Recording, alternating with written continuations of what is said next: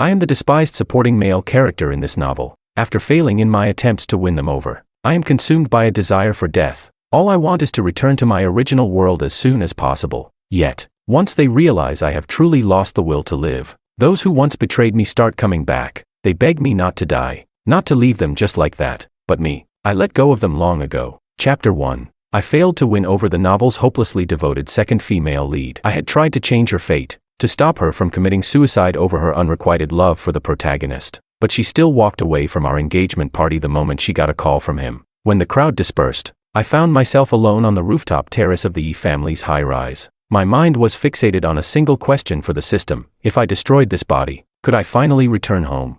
Upon receiving a confirming answer from the system, I took a step toward the railing, but I had barely moved when a scoff sounded from behind me. I turned to see a familiar face: Rebecca, my adopted sister without a single drop of shared blood. I had found her in a dumpster when she was 7, brought her home, and raised her alongside me until she was 14, at which point her wealthy biological parents reclaimed her. The next time we met, she had become one of Edward's many fanatical admirers. My years of working 3 jobs to put her through school had only been enough to evoke her excitement upon our initial reunion. Afterward, she quickly saw me as the vile, envious loser rumored to hate Edward, and the only thing left in her gaze was mockery and guardedness. At my engagement party with Veronica, news arrived that the protagonist, Edward, had been kidnapped, and with it, everyone at the event was swept away, including my fiancée. Before leaving, she had even gripped my wrist, her gaze harsh and distrustful. "It better not be your doing," she said, turning her back on me without another glance. It was the 100th time she had chosen Edward over me since I'd come into this story, and so the system had deemed me a failure. The reason she was labeled the hopelessly devoted second female lead became clear. Her redemption was only a product of the systems and my wishful thinking. Thinking this, I couldn't help but let a sneer cross my face as I looked at Rebecca with a newfound disdain. "I don't know why you're still here, but you'd better stay out of my business," I said. "You might just miss your chance to flaunt yourself in front of your dream guy if you linger too long." After all, this so-called kidnapping was nothing but a stunt orchestrated by Edward and his family. Their only aim was to ruin my wedding with Veronica today. Once everyone was gathered, Edward himself would reappear, right on cue. Chapter 2. Perhaps it was because I'd never treated her like this before, but Rebecca froze, looking momentarily stunned, as though she wanted to say something. I turned my back on her, no longer willing to look. Now that I had failed to win over my target, I had no reason to remain in this world. The only silver lining was that the system acknowledged my genuine effort in completing the mission. It granted me immunity from punishment, as long as I left this world within the time frame it set. This way, I could avoid being erased. Yet, I remembered that my body in the original world was also on the brink of death from a terminal illness. Thinking of the gentle yet heartbroken gaze in my parents' eyes before I came into this novel, I gritted my teeth and quickened my steps toward the railing. "Nestor, what are you doing?" Rebecca's voice grew increasingly anxious as I neared the railing. She followed closely behind, saying, "What kind of stunt are you pulling now? Didn't you already figure out that threatening suicide won't work on Veronica? Besides, after all the wrongs you've done, even if you died here today, it wouldn't change a thing. You'd still be nothing compared to Edward." Her words were cut off because, from her perspective, I had leaped over the railing without hesitation, plunging toward the glittering lights of the city below. The world expanded around me as I fell, the rushing wind stinging my ears, but nothing could snuff out the thrill in my heart. I was going home, back to my parents and friends. I would leave all the grievances and regrets I had accumulated here behind. Just a little more, just a little further. I closed my eyes, anticipation swelling within me. In the next instant, the sensation of freefall came to an abrupt halt. My arm had been grabbed, the tugging pain yanking me back to this world. I opened my eyes and looked up to see Rebecca, half her body wedged between the railings, gripping onto me for dear life. "Let go," I said calmly. Rebecca clenched her teeth, her eyes reddened with effort. "Nestor, fine. You win. You're acting convincingly, but this changes nothing." "Veronica." Let go. I struggled fiercely, unwilling to hear Veronica's name again. Rebecca, in her rush to catch me, hadn't had time to think and had simply lunged forward. Luckily for her, she was wedged between the railings, but over time, her body was also beginning to hang precariously, her pale arms trembling from exertion. The moment I started struggling, she could no longer hold on. "Stop moving, or we're both going to fall," she yelled, her voice straining with panic. Seeing that I had no intention of heeding her, Rebecca took a deep breath, softening her tone in desperation. "I'm not going to let you die. If you do this, I'll fall with you. Do you really want to drag me down with you, Nestor?" Her tone was intimate, even a little pleading. just like the old days when she lived under my roof, and we depended on each other. Back then, I had treated Rebecca as the only family I had in this world. I spoiled her, and as a result, she'd gotten used to acting a bit spoiled around me. Now, I lifted my head, meeting the girl's bright, starry eyes. She was looking back at me, a semblance of expectation lurking beneath her feigned composure. Was she, waiting for me to respond? The thought almost made me laugh at my own delusion, and I did laugh, looking directly into her eyes as I spoke slowly and deliberately. Whether you live or die, who cares? All the color drained from her face in an instant. Rebecca stared at me blankly, as if unable to process my response, her grip loosening. A glimmer of hope flickered in my heart. Chapter 3. Just as her fingers were about to slip, a cry came from the side, and shouts for help started echoing around us. Rebecca snapped back to reality, tightening her grip on me once more. She glanced down at her nearly released hand, her expression conflicted. When we were both pulled back to safety, she was uncharacteristically silent, a change from her usual antagonism toward me. Later, when I tried to slip past the guards and jump over the railing again, Rebecca pushed through the crowd. Without a word, she seized my wrist in front of everyone. With Edward still missing, "You're the primary suspect. I have a duty to keep an eye on you," she said, her eyes rimmed with red. When she noticed me looking, she turned her head away, pouting with indignation. For a split second, I saw a hint of sadness on her face. Sad about what?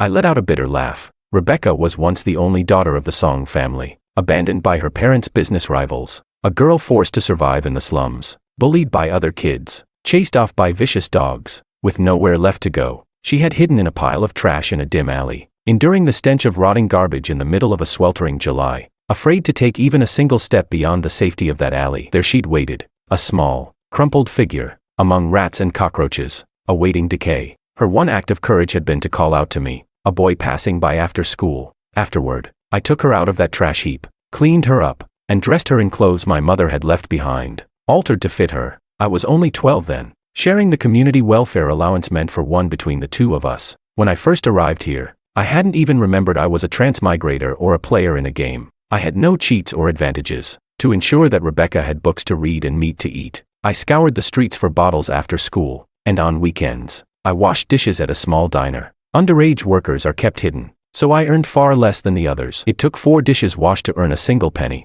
How many dishes would it take to secure a future for Rebecca and me?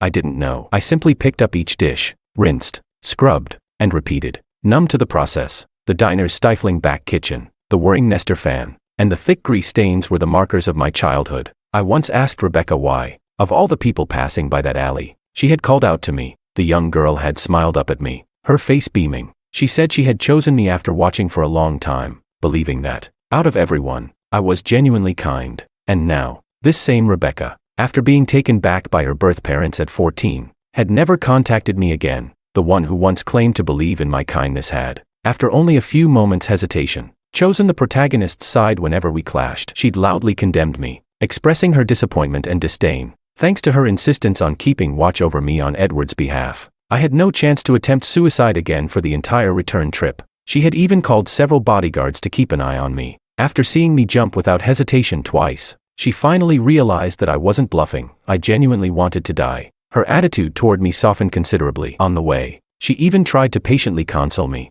She said, "You may have done plenty of wrongs in the past, but Edward isn't one to hold grudges. If you just apologize sincerely, things can go back to the way they were." Uninterested, I closed my eyes, resting throughout the journey. Only when she mentioned Veronica did I show a glimmer of interest. Seeing this, Rebecca's smile took on a hint of bitterness. But now, I had no interest in her emotional shifts. All I could think about was Veronica, who adored the protagonist so completely. Maybe, just maybe, if I provoked her using her beloved Edward, she might actually kill me for him. Chapter 4. Veronica, after all, was my target. As the obsessive, emotionally intense second female lead in this book, she had a privileged background, immense family wealth, and an unhappy childhood. Edward was the single ray of light and her salvation during her youth. Even after growing into a domineering CEO capable of shaking the business world and encountering countless people, her unwavering devotion to Edward remained unchanged. In the end, she paved the way for the female lead and, after the protagonist couple reached their happy ending, chose to end her life in solitude by jumping into the sea. I had first awakened to my role as a player after Edward transferred to my high school in my second year. By then, Veronica had already fallen head over heels for Edward, who had once shared his umbrella with her in the rain. Her love for Edward was both hidden and intense. She could even accept being with another man she didn't love just to make Edward happy, and that man was me. At the time, Edward mistakenly thought I had an ambiguous relationship with the female lead, Angelica, and drowned his sorrows in alcohol. No matter how much Veronica tried to comfort him, it was to no avail. Finally, Veronica decided to pursue me. Keeping her enemy close was her way of keeping an eye on the person who was always competing with Edward. The ridiculous part is that I actually thought my persistence had finally moved her. I even joked with the system, saying that sincerity could melt even the iciest hearts. Ice can melt, sure, but sadly, it wasn't melting for me. Chapter 5. When Veronica returned, Rebecca was sitting in the living room, watching over me. Her surveillance was so intense I could do nothing. Bored, I started playing a game. That was when I heard the servants outside welcoming Veronica home. In the next second, the game console was slapped out of my hands. Veronica's perfectly made-up face loomed large before me. Before I could react, she shoved me to the ground. A choking pressure gripped my throat as she wrapped her hands around my neck, squeezing with all her strength. Her crimson nails dug into my skin, and as I looked up, I saw her reddened, furious eyes. She demanded, "Where have you hidden Edward?" Ah, so they still hadn't found him. I couldn't help but smirk. Of course, he was the protagonist. He wouldn't make an appearance until everyone's attention was properly piqued. My smirk must have provoked her further because Veronica tightened her grip, as though she truly intended to choke me to death and finally rid herself of the rage she harbored. Honestly, I was fine with it. If she choked me to death here, not only would I get sent back, but this toxic woman would also face criminal charges, spending her later years in a prison cell. Then, the next second, a gasp sounded from the side. Rebecca rushed forward, forcefully shoving Veronica off me. She was furious, helping me up as she shielded me behind her. "Veronica, you almost killed him just now." Veronica, looking down at her hands in shock, glanced up, her expression hardening as her gaze settled on me standing silently behind Rebecca. "Rebecca, Nestor is my fiancé. Whatever happens between us is none of your business," she declared coldly. She brushed past Rebecca and ordered me, "Come here," but I didn't respond to Veronica's call like I used to. Rebecca, unable to hold back anymore, tightened her protective stance around me, shouting, "So you know he's your fiancé? Is this how you treat him? Who gave you the right?" "He arranged for Edward's kidnapping. Edward's life is still in danger." Veronica's rage twisted her delicate features. "Rebecca, remember who was there for you when you returned to the Song family? Who helped you adjust and navigate this circle, sparing you from being ostracized? Edward did all of that for you, so don't be ungrateful." Rebecca fell silent. She always seemed willing to compromise when it came to Edward, but after a long pause, she finally spoke. "Do you have proof?" "What?" I said. "Do you have proof?" Rebecca's voice turned passionate. "There's no evidence at all that Nestor did this. Why is everyone so quick to blame him?" I couldn't help but glance at her, a bit surprised. So, she did know the importance of proof, yet in the past, she'd condemned me for Edward without any evidence. So righteously, hasn't he done enough wrong to Edward? Veronica's voice was hoarse with fury. "All these years, he's schemed against Edward, stolen from him, repeatedly undermining him, and every time, Edward was magnanimous enough to forgive him. Isn't that enough?" Rebecca said nothing, but standing behind her, I found myself holding back laughter at their argument. Of course, Edward had to forgive me. Without me, who else would make him look like the grand, selfless protagonist? As my patience wore thin and I stifled a yawn, preparing to provoke Veronica into killing me, Rebecca spoke up. "I believe him," she said. "What?" I couldn't help my shock. "I believe Nestor. I believe he's innocent," Rebecca repeated, louder this time. Veronica's gaze toward us grew colder, more penetrating. "Don't put your faith in me," I said from behind Rebecca, my smirk unfaltering. "I'm already branded as the villain 100 times over. One more won't make a difference." With that, I tried to step past Rebecca and leave, but she grabbed my wrist, and as I turned back, she didn't look at me. Instead, she fixed her eyes on Veronica and asked, "What would drive someone to prove their innocence by choosing death?" "Rebecca, don't let him fool you," Veronica warned coldly, but Rebecca ignored her. Continuing, I kept wondering, who would go so far as to risk their life to clear their name? The only reason must be, she paused, swallowing back her sorrow, then finished, the only reason must be that he has faced countless moments of being misjudged, unable to defend himself, and this was his only way to prove himself. "Veronica, when you walked out on him earlier, he jumped right in front of me. He truly doesn't want to live." "Oh, now I got it." Rebecca had spent the afternoon casting glances my way, piecing together a story in her mind. She must have interpreted my genuine, joyful smile when I attempted to jump as the relief of escaping my suffering. I saw Veronica's pale fingers tremble, a flash of pain flickering in her eyes as she looked at me. I wanted to interrupt their fantasies, but Rebecca was already dragging me toward the door. She was still talking. They may not believe you, but I do. Nestor, come with me. No, this time. I shook her off. Rebecca looked at me, stunned, as I gave her a cold smile. Don't bother playing the good guy, Rebecca. I sneered. I don't trust you one bit. Seeing her actions, I knew that as long as I stayed by her side, I'd never get another chance to go home. Sticking with Veronica, who was still seething with anger, was a much better option. With the right push, I might even be able to achieve my perfect ending, my return home and her imprisonment. Chapter 6. I expected that, after rejecting her repeatedly, Rebecca would react with anger, maybe slip into her usual sarcastic tone with me, but she didn't. She just stood there, silently looking at me, her eyes gradually misting over. I won't let anything happen to you, she finally said, leaving those words behind as she turned and walked away. I looked back to see Veronica, who remained silent. You and she seem close, she remarked, her expression as cold as ever, though there was a trace of bitterness in her eyes that she probably hadn't even noticed. We're all right. I did raise her. After all, it was the first time I openly shared my relationship with Rebecca. Her troubled past in the slums had been thoroughly hidden by the Song family. No one knew how she survived or who she'd spent that time with. The next second, my world spun as Veronica pushed me back onto the sofa, her hands once again lingering at my neck, but unlike before, she squeezed gently this time, her touch almost intimate. I looked up at her, meeting her gaze in silence. After a long moment, she seemed to relent, sighing softly as she let go, her thumb brushing over the bruises on my neck that she'd left earlier. She rested her head on my chest and murmured, "Let's stop fighting. Tell me where Edward is, won't you?"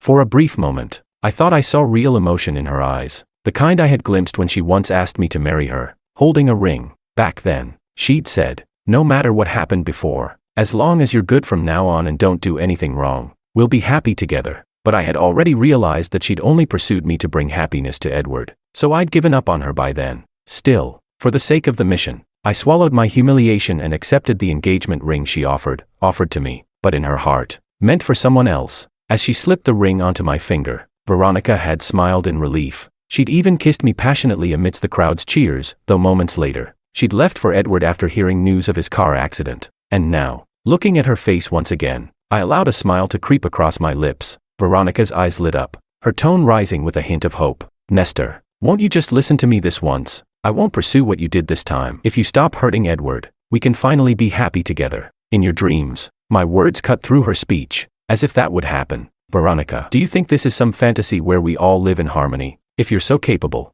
then go ahead, kill me. Don't think I won't." Her voice turned cold. "Go ahead, do it. If you can't, then you're just a coward." I threw out the taunt, but soon enough, exhaustion hit, and my vision went black as I lost consciousness. While I was out, the system reminded me that I needed to hurry and leave this world. My time was running out. As I began to regain consciousness, my mind felt clouded. Warm fingers traced over my face, accompanied by the occasional gentle, warm kiss. I thought it must be a hallucination. In 7 years of courting Veronica and 5 years of being her boyfriend, the times she'd kissed me willingly could be counted on one hand. Yet this hallucination felt all too real. I could even hear her voice, tinged with exasperation, whispering in my ear, "Nestor, what am I going to do with you?" Unable to take it any longer, I opened my eyes, only to catch a fleeting glimpse of emotion in Veronica's gaze before she could mask it. I was momentarily stunned. Veronica was always so composed, so reserved. I'd never seen this expression on her face, a mixture of pity, resentment, restraint, and reluctance, emotions layered one over the other, making her look almost like a stranger. But this unfamiliarity only lasted a couple of seconds. Her expression soon hardened again. "Tell me where Edward is," she murmured, her voice low and almost hypnotic. In her hand, she casually toyed with a syringe. Noticing my gaze, she smiled and explained, "A rare item. Something that only circulates among the elite. Just a milliliter will induce unbearable pain for 3 minutes before the victim dies, and the coroner will only find evidence of a heart attack." I chuckled. Veronica's eyes lit up briefly as if she thought I'd finally relented, but her expression quickly morphed into shock, because I had grabbed her hand, pushed the syringe's needle to my neck, and injected it. "Veronica, let me tell you a secret." My voice was weak as I looked into her stunned, helpless eyes. I said, "Once, I was kind to you because I loved you. I know. She trembled, pulling me into her arms, her voice rising as she shouted for a doctor. Resting my head on her shoulder, I finished what I needed to say. "I loved you, but you never trusted me, so let it go. Veronica, just sharing a world with you is enough to make me sick." With that, I pushed her away and collapsed from her arms. As I fell, time seemed to slow, and I saw her face, filled with confusion and sorrow. Could Veronica actually feel sadness over me? No matter, I thought. Finally, I'm going home. Nestor. Somewhere in my fading consciousness, I heard a familiar voice as the basement door was thrown open. It was Angelica, the girl next door who had cared for me growing up, and the novel's female lead. I heard her rushing footsteps and her frantic announcement, her voice cracking with urgency. They found Edward. It was all a scheme by the family's rival. What did you say? Veronica's trembling voice echoed. I could barely make out the rest of the conversation. My awareness drifted, my soul feeling light, as if floating. My parents' gentle, loving faces appeared before me, and I reached out, yearning to embrace them, but an overwhelming force dragged me back. When I opened my eyes, I was still in this body. A sterile hospital ceiling greeted me. You're awake, a gentle voice sounded from beside me. I turned to see Angelica, watching me with a look of concern. Dressed in a cheongsam with silver-rimmed glasses perched on her nose, she radiated a cool elegance without needing any adornment, the effortless charm befitting the novel's female lead. But right now,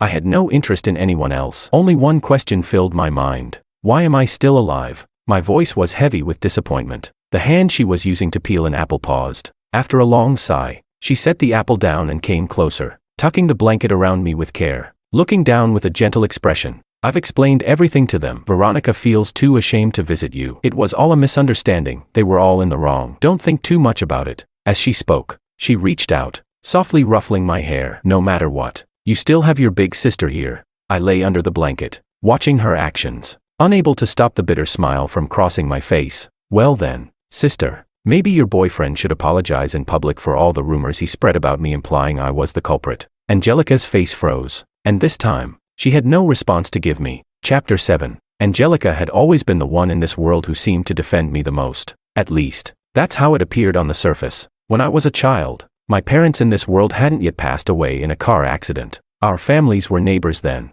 and Angelica's parents, consumed by their research, often didn't have time to look after her. My parents, warm-hearted as they were, couldn't bear to see a child so alone, so they often invited her over to play. Eventually, our home became her second home. She practically ate at our house every day, and whenever my parents bought me gifts, they would prepare one for her as well. They even set up a small bed for her in the guest room. On nights when she was too scared to sleep alone, she would spend the night at our place. In return, Angelica often tutored me. She had inherited her parents' brilliance and had always been a top student. Thanks to her guidance, my grades were among the best in my year at that time. It was a beautiful period that came to an abrupt end with my parents' passing. It was a perfectly ordinary summer. One stormy night, with thunder and lightning tearing through the sky, Angelica's parents called mine, saying Angelica had gone missing. The teacher said she left school as usual after classes, but she isn't picking up the phone at home. We're tied up with work and can't leave. Could you help us look for her?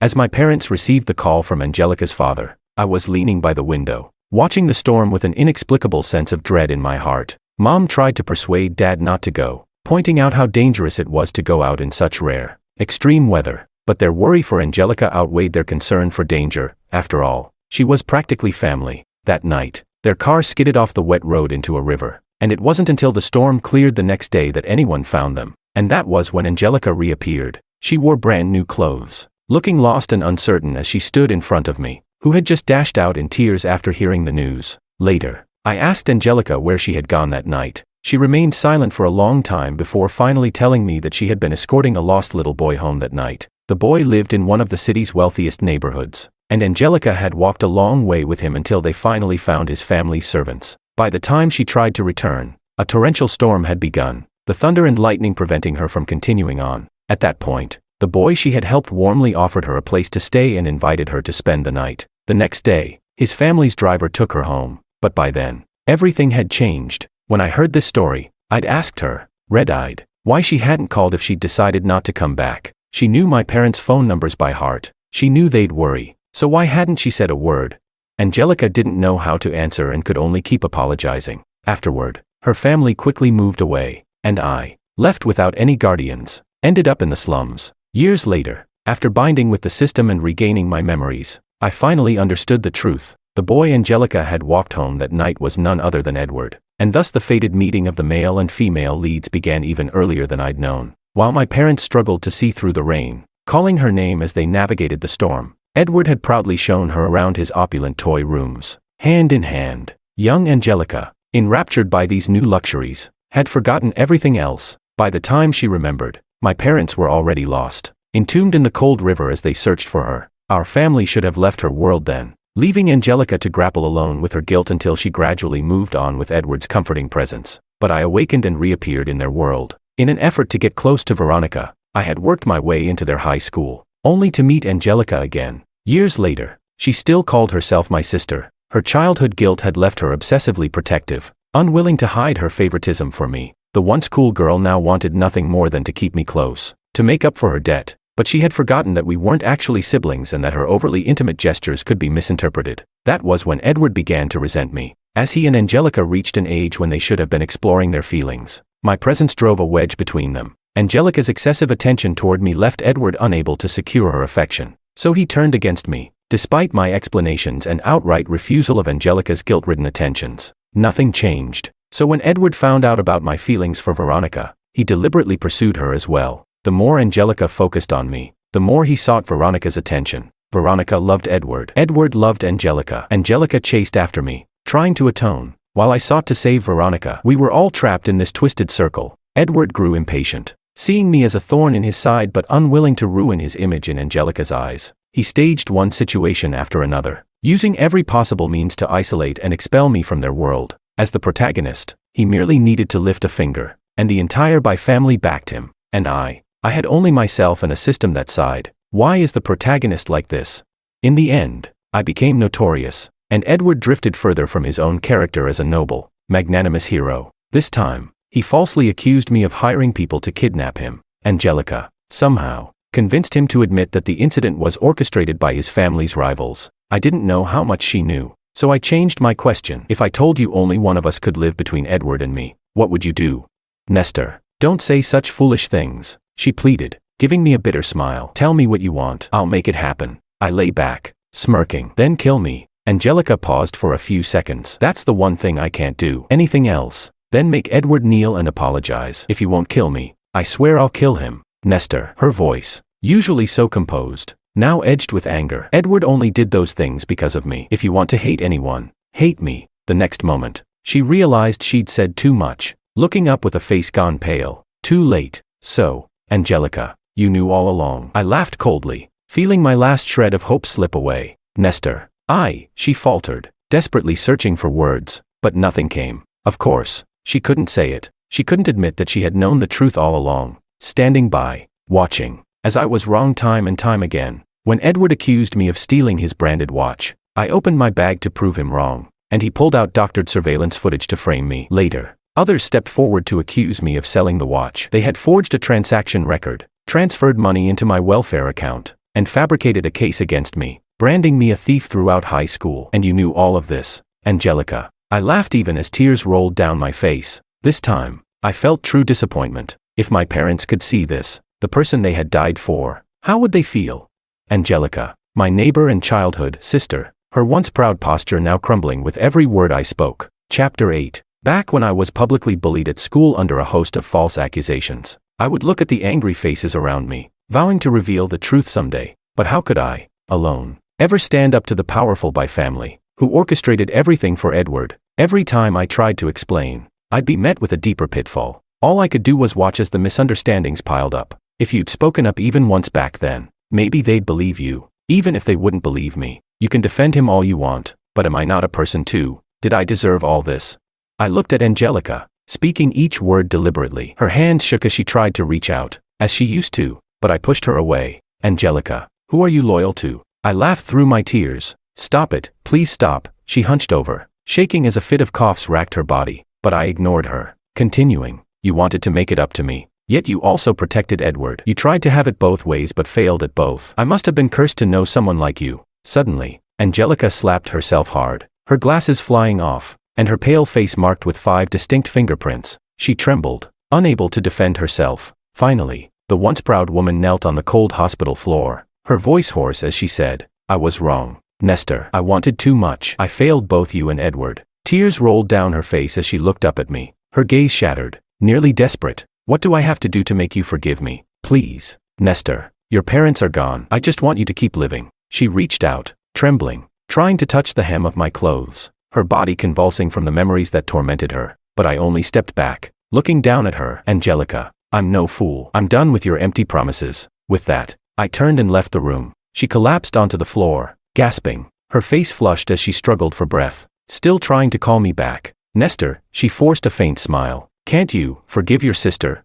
Before I could respond, another voice came from the doorway, pushing Angelica aside. It was Rebecca, who had overheard everything, straddling Angelica. Her tear-filled eyes were full of rage as she shoved her repeatedly. How dare you ask for his forgiveness? Does making him suffer make you feel better? Do you people have any conscience at all? I trusted you with Nestor, and this is how you repay him. I'm sorry, Angelica whispered weakly. Before fainting, Rebecca rolled off her and clutched her head in frustration. You're all disgusting. I believed in you, yet I treated him horribly. I'm no better than any of you. Covering her eyes with one hand, she cried, Brother, I was wrong. I shouldn't have doubted you. You've been through so much. I regret everything. I didn't mean to treat you that way. Her loud sobs eventually drew in the medical staff, and Angelica was taken to the ER. Rebecca, however, remained, refusing to leave. Nestor, come with me, please, she begged, her young face pleading. If you stay with Veronica, she'll kill you. I'm begging you, please come with me. But I ignored her, following the family's bodyguards without looking back. Why? She called after me, her voice trembling. You used to care about me the most. Why do you only see Veronica now? Aren't we the ones who were closest? Closest, I echoed the word, unable to hide the sneer in my smile. You didn't think about that when you called me vile and despicable. Rebecca, you're no better than Veronica. You're both disgusting. I left her lost figure behind, not looking back this time. Chapter 9. I wasn't sure how much Veronica knew about what had happened in the hospital, but from that day on, she stopped appearing before me. Maybe she didn't know how to face me, or maybe she couldn't accept the reality that her unforgettable first love had long since soured. Veronica avoided me, leaving me to figure out how to end my own life. I attempted everything, jumping off the roof, biting my tongue, slitting my wrists, even trying to drown myself in the bathtub. But the family had too many eyes on me. The housekeeper, Ms. Wu, tearfully called Veronica, pleading, Miss, please come see him. He's breaking apart. But Veronica still didn't show up. Instead, every potentially dangerous item in the house was removed, and even the windows were sealed shut. With nothing else to do, I started banging my head against the wall and cursing Veronica's ancestors for 18 generations.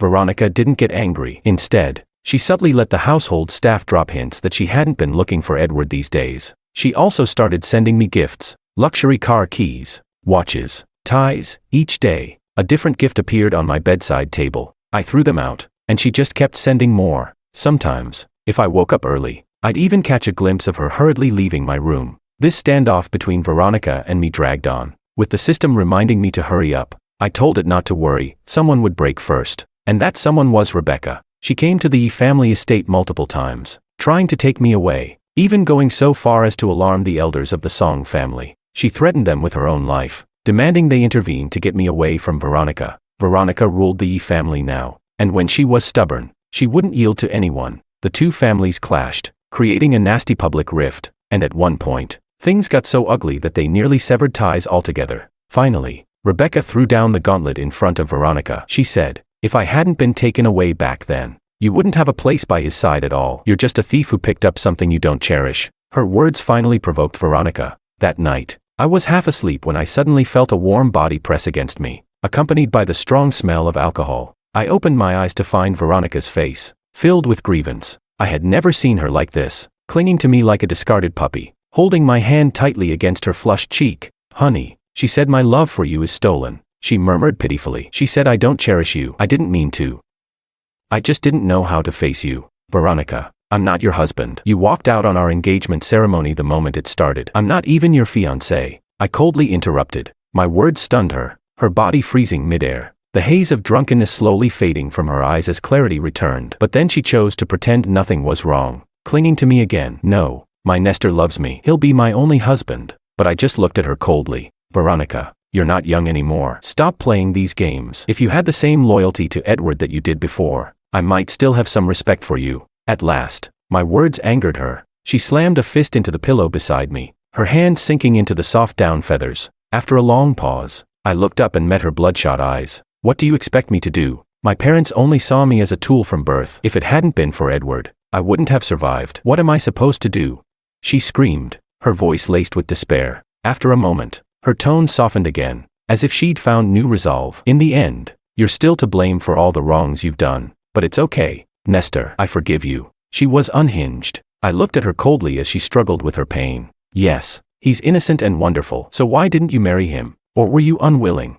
Veronica, don't you realize? You're so pathetic it's sickening. No wonder Edward could never love you. You don't deserve anyone's love. I must have been blind. Shut up. Something in my words pushed her over the edge. She shoved me down again, gripping my throat tightly. You promised you'd stay by my side, that you'd love me. She looked at me, her voice raw with despair. Why can't I feel your love anymore?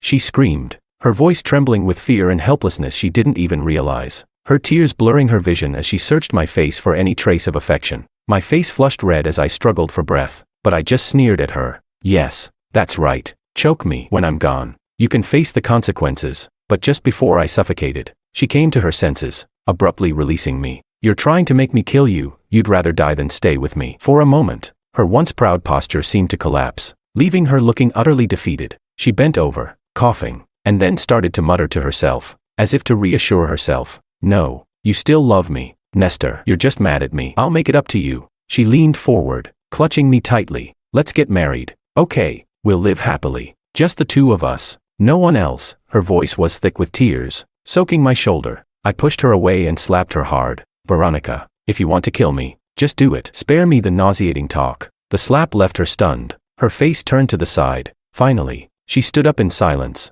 As she reached the door, she laughed bitterly. You blame me for favoring Edward, but are you so innocent? Angelica broke ties with the By family for you, and Rebecca only has eyes for you. Can you really say there's nothing between you and them? You're right. I laughed behind her. If they're so good to me, then I should leave you and choose them instead. Veronica seemed almost burned by my laughter, fleeing the room as if she couldn't get away fast enough. The next day, someone unexpected showed up. It was Edward. According to him, Veronica had asked him to explain their relationship to me. He was dressed in a custom-made suit, smiling pleasantly. As soon as he sat down, he sighed. I'm troubled by how Veronica keeps hovering around me. What am I supposed to do? I ignored him, my gaze fixed on the tie around his neck. My dazed appearance only seemed to amuse him more, his smile growing wider. Honestly, you shouldn't be so down. Even after everything, Angelica still pleaded with me on your behalf, convincing me to clear your name. She really cares about you as a brother. He raised his glass to me with a refined gesture. This time, he mentioned another name, Rebecca. When she was first brought back to the Song family, she'd talk about her brother constantly. She wanted to go back to find him, but they wouldn't let her. So I told her that when she'd grown enough, her brother would be happier to see her. Eventually, she got to meet her brother again, but from that point on, she never mentioned him again. Turns out the brother she once thought so noble had become a vile, money-grubbing loser. With every sentence, his smile deepened, his gaze locked on my face, eager to see me crack, but he never got the reaction he wanted. I only smiled back and said, yes, Rebecca's wonderful. If she'd only develop a fake product to sell to your company like Angelica, she'd be even better. Edward's face turned cold, his smile vanishing completely. To ruin the By family and clear my name, that was the real compensation I demanded from Angelica. In recent years, the By family had invested heavily in cutting-edge technology, pouring nearly all of their wealth into their latest project. But on the day of the launch, Angelica had presented a flawed, outdated prototype. The By family had trusted Angelica, their future matriarch, implicitly. Her actions hit their finances hard, but even so, Edward couldn't bring himself to press charges against his girlfriend. Instead, he stormed over to me. Furious, I had no patience for his rant, so I picked up a glass of water and hurled it at him. As he flinched, I grabbed his tie, twisting it around his neck. So, big shot, you're in the hands of this loser now, I whispered in his ear. Nestor, if you do this, Veronica will never forgive you. Even now, he remained calm, but as his face began to turn purple and his struggles grew desperate, his composure shattered. When Veronica burst into the room, her eyes landed on me first. For a brief moment, I saw joy. Joy that I'd finally proven my guilt, attacking her unforgettable first love right in front of her. Or perhaps it was joy that she could finally return to her righteous pedestal, condemning me from a position of moral superiority. Nestor, so you were only pretending before. You really haven't changed at all. I was right about you, Veronica said, her face dark and grim. At her words, I loosened my grip slightly, allowing Edward to gasp for air. He seized the moment, his voice trembling as he pleaded with me. I can help you get out of here. I don't trust you. It's true, you just want to prove your place in Veronica's heart, right? Let's make a bet. He forced a smile, his face still contorted in a desperate attempt to win my agreement. I frowned, listening to his whispered plan. In the end, I laughed and nodded, releasing him. Veronica rushed forward immediately, pulling Edward, who was still shaking, away and preparing to take him to the hospital. As they left, he cast a long, deep look back at me. I hope you'll have thought of a proper apology by the time I see you next. Chapter 10. Edward truly had a way of handling Veronica. After he returned from the hospital, she removed all the surveillance on me at the estate, ignoring Ms. Wu's pleas. She even ordered the bodyguards to throw me out of the house. Miss, I'm begging you. You'll regret this one day, Ms. Wu said tearfully. I never will, Veronica replied with a cold sneer, her expression one of absolute confidence. As if she had already figured me out, I played along, pretending I didn't want to leave. The more I resisted, the more it solidified the idea that all my previous antics were just attempts to get her attention. Veronica's face grew darker. Edward was right. I've been too lenient with you. You really do need a lesson. Finally, I couldn't help but lower my head and ask her softly, after all this time, have you ever once sincerely believed in me? She frowned, as if recalling everything I had done for her, acts of genuine care and love that never amounted to the fleeting image she'd held onto of Edward. Nestor, playing hard to get has lost its charm, she said, her face showing a hint of pity, leaving me with nothing but the suggestion to reflect on my actions. She closed the door behind her. I turned around and found Edward standing in the shadows. When I opened my eyes again, both Edward and I were bound at the edge of a cliff not far away. I saw Veronica, Rebecca, and a team of SWAT officers, all looking tense. Let him go, I said. Let Nestor go, do you hear me? I heard Rebecca's desperate screams as she tried to rush forward, only to be held back repeatedly. Our captors ignored her. Instead, focusing on Veronica, they shouted, Miss E, you can only choose one. Who lives and who dies is up to you. Veronica's expression instantly darkened. Name your price, and I'll pay it. Just let them go. We don't want money. We just want to see the mighty CEO lose the two men she cares about most. One of the thugs taunted, making Veronica's face grow even darker. I noticed her signal, and a sniper positioned in the distance took aim, but the next moment, Edward, beside me, let out a pained cry as he was pushed closer to the edge. When Edward regained his composure, he called out to her, his voice trembling, Veronica, Veronica, don't worry about me, he said. There was still a bandage on his forehead from where I'd struck him the previous day. Standing there against the wind, he looked like a young bamboo stalk, frail and on the verge of snapping. Veronica's gaze lingered on his injury for a moment, her expression dazed. Stay still. One of the captors yanked him roughly, forcing him to stumble closer to the cliff's edge, making everyone hold their breath. Veronica's face was filled with an almost tangible murderous intent. Edward, however, glanced at me and gave a sly smile. You've lost again, he whispered. Aren't you afraid they'll discover this is all an act you orchestrated? I asked. Heh. Edward sneered. With the Bai family backing me, they'll never find out. Hasn't it always been this way? He raised an eyebrow at me, his smile growing even more smug. The thug he had hired pulled him even closer to the cliff. Miss E, if you can't make a decision, we'll help you make it. Veronica. Edward screamed in pain, clinging to her name as if it were his lifeline. Veronica clenched her fists tightly, giving the thugs one final warning. I won't let you get away with this. Cut the nonsense. Make a choice. Edward looked like he was moments away from falling into the abyss. Finally, Veronica's hands relaxed, her gaze filled with pain as she looked at me. Nestor, was this all your plan again? She asked. You don't want money, just to force me to choose. Are you trying to prove who means more to me? She laughed bitterly. I've indulged you too many times. This time, I won't let you go too far. As expected, Veronica chose Edward. In that instant, the scene fell silent. Rebecca, who had been held back until now, rushed forward and slapped Veronica. Edward, meanwhile, gave me a triumphant smile. Goodbye. He turned to leave. The men restraining me loosened their grip as well. Veronica,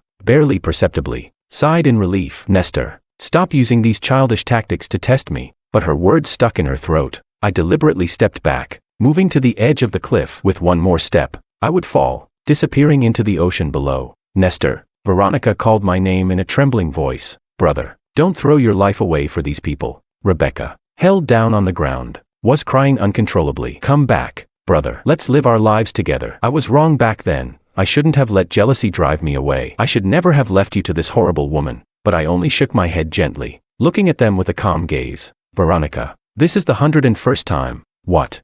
You chose Edward for the 101st time, I said, watching the panic grow on her face, a subtle satisfaction rising within me. I genuinely loved you. If you'd chosen to believe in me even once, we wouldn't be here today. Then, I turned my gaze to Edward. There's something you might not know. I left a gift for both of you. I pointed to the second button on my shirt. Right here. There's a hidden camera. Everything you just said and did has been broadcast live. I wanted to go home, but I didn't want to leave behind a tarnished name. The injustices I endured were real, and I didn't want to be remembered as a thief after I was gone. When I first came to this world, I greeted everyone with nothing but kindness. For a brief moment, Edward looked panicked, but then he seemed to calm down, as if realizing something. Of course, he had the Bai family. Manipulating the footage and shutting down my stream would be child's play for them. In Edward's mind, he assumed my broadcast had been cut off almost instantly, but the look on my face made him hesitate, and he grabbed someone's phone in a panic. The internet was already flooded with headlines about him. Hashtag Bai family airs manipulative games. Hashtag rich boy bullying. Hashtag. These phrases quickly rose to the top of the trending lists, with countless people posting clips from the live broadcast as evidence. The video clearly captured his confessions of slandering me and every vile word he'd spoken. Veronica, unable to hold back her curiosity, pulled out her phone to check, her face turning pale as she looked up, meeting my gaze. "It's fake. It's all fake," Edward screamed, pointing accusingly at me. But then he glanced around, realizing something. The heroine of his sweet romance novel wasn't there. He turned to me, and I didn't hold back the truth. It was her idea. She even supplied the camera. "So, the rest of your lives will be spent hating each other. Enjoy tearing each other apart." With that, I leaned back. In full view of everyone, I fell off the cliff. No, a wail rose behind me, though I couldn't tell if it came from Veronica or Rebecca, but I no longer cared. As I plunged into the ocean's depths, my soul seemed to rise above. I saw Veronica kneeling, her face streaked with tears as she stared in horror over the edge of the cliff, eventually vomiting blood. Rebecca broke free from her restraints, attempting to hurl herself off the cliff after me, but was stopped at the last moment by the Song family members. Meanwhile, in the distant city, Angelica sat in silence at her computer, repeatedly refreshing the trending topics. A deep red gash ran across her wrist, blood dripping steadily, but she only glanced out the window. After a while, she closed her eyes and whispered, "Nestor, you must really hate me. It's okay. I've avenged you, and I haven't even spared myself. When we meet again, I'll treat you better. I promise." In that final moment, I saw my parents' kind faces and the concerned looks of my friends. Just as I was about to depart from this world, I heard the system's voice. "A strong wish to keep you alive has been detected. Mission complete. Reward granted." When I opened my eyes again, my mother was gripping my hand, overcome with emotion. "A miracle happened, Nestor. The doctor said your illness vanished overnight." I couldn't hold back any longer and threw myself into their arms, crying. I was finally home. Epilogue. Much later, after I'd returned from the hospital and resumed my school life surrounded by friends and teachers, I heard the system's voice again. It was time for a follow-up. Accompanied by the system, my spirit revisited the world inside the book, witnessing the endings of those I'd left behind. After seeing me fall from the cliff, Veronica went mad, directing all her rage at Edward. She uncovered the hidden truths, forcing Edward to publicly apologize for slandering me. But she didn't stop there. She launched an all-out campaign against the Bai family, draining their resources, and within 3 years, they went bankrupt. Even kneeling outside the Yi family mansion in the rain couldn't soften her heart. Eventually, she spiraled into a life of drunken self-destruction, ignoring her responsibilities until she was dismissed as CEO by the Yi family. She returned alone to the school where we'd once studied together, clinging to our shared past. One day, she began coughing up blood, but she paid no mind, drinking and calling my name. She was in the final stages of stomach cancer when I visited her in her dingy apartment. She'd been unconscious for 3 days. Her spirit seemed to see me, smiling with a dazed, childlike happiness. "You look so different now, happier than ever." "That's good," she said softly, reaching out to touch my cheek. I turned my head, avoiding her touch. Veronica looked disappointed, a bitter smile forming on her lips. She said she'd soon be gone, able to join me and make amends. But I only laughed. "Only you're dying, Veronica. I have a new life in another world, filled with light and warmth. You're the one who will rot in darkness forever. Even in death, we'll be worlds apart." With that, I vanished, leaving her sobbing alone. As for Edward and Angelica, Angelica's attempt to end her life was thwarted by her family, who managed to save her. But with the Bai family targeting her for the disgrace she brought upon them, she became their new victim. Before Veronica finished off the Bai family, Edward turned his bullying methods on Angelica, repaying her with all the cruelties they had inflicted upon me. When the Bai family collapsed, Edward went to Angelica's house, asking if she would still give him a home. She welcomed him inside, and that night, she lit the gas. Neither of them saw the sunrise. Rebecca despised her former weakness,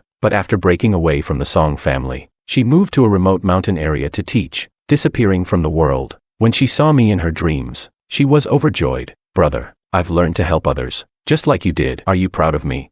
But I looked at her with an indifferent expression and shook my head. "Rebecca, your choices are none of my concern. From the moment you decided to hide the fact that the boy who raised you for 7 years was your brother, We ended. I have my own life to live, she cried, reaching out to hold me back, but I had already turned away, leaving behind the shadows of the past. From now on, I would look forward, leaving that darkness far behind.